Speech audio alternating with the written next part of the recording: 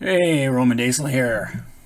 Just going to be doing a quick postscript on the Battle of Helm's Deep that I did with my buddy Andrew.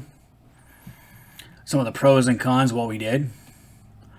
One of the pros I like, we did the aerial shot because I can't keep shutting off the camera, running to the computer, and hooking it up. It doesn't have something where I can view a viewfinder, so I had to set it up and hope for the best with the camera angles, and it didn't turn out too badly. You could follow the basic movement. I couldn't get the everything in the one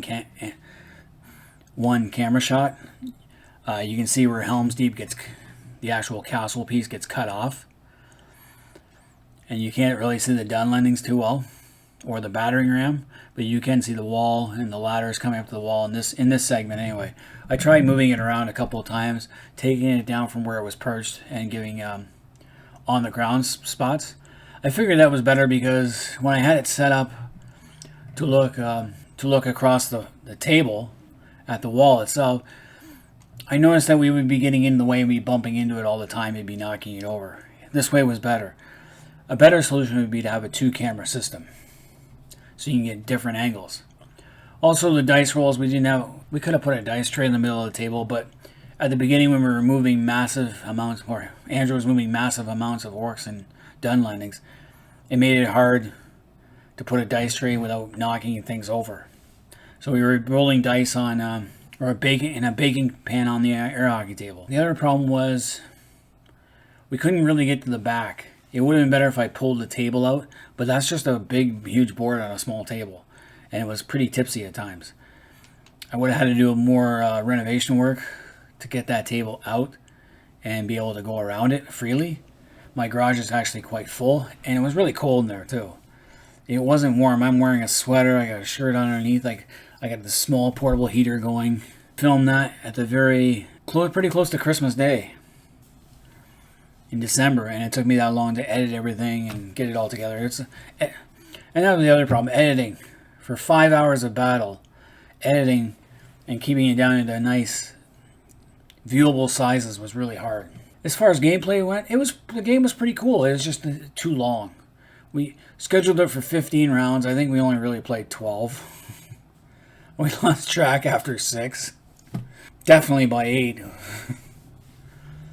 It was hard to do things. In hindsight, I should have moved the enemy forces maybe halfway closer to account for the darkness. But then again, with that many guys running at the walls, even in the darkness, all an archer has to do is point and pull, and he's going to hit something. I also should have had every man of mine with a bow and arrow, because historically that was what you do. You'd have in a castle, you'd have 60% of your men with arrows, 40% not, and that way if things got to the wall, then the archers could drop their bows and pick up swords and spears that are nearby. And then Andrew's forces should have had more archers too, but for some reason Games Workshop, their orc sets only have 4 archers in a box of 24, as opposed to everyone else who seems to have 8 archers.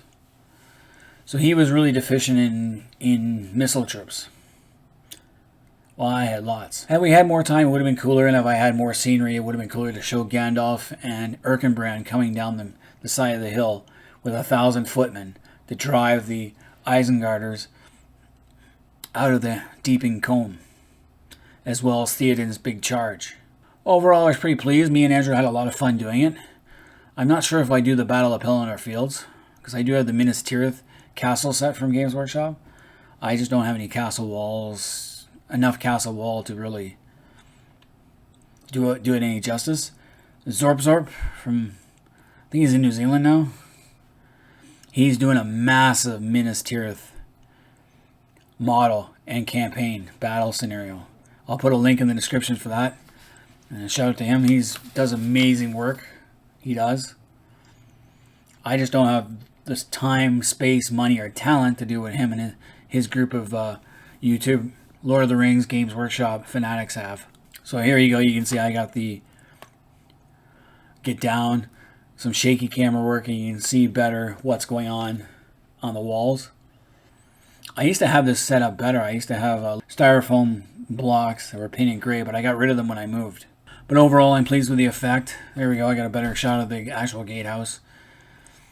But 2 cameras would have been great. Would have been nicer. 2 angle shots. Maybe next time. Also rules. We threw out a lot of rules. We don't really play this very often. Andrew doesn't. Andrew gave me a bunch of stuff. He doesn't play it. I play it very rarely, unless solitaire. And we threw out so many of the rules. And I think we made up a few as we went along, just to speed things up. Had we followed every rule bit by bit, it would have taken so long to do, and we wouldn't have got anywhere near as close as we did. But anyway, overall, it was a great experience. And anyone who watched all, I think it was 6 episodes, tell me what you guys thought of the overall effect in the comment section. What could I have done better given the limited resources and talent that I actually have?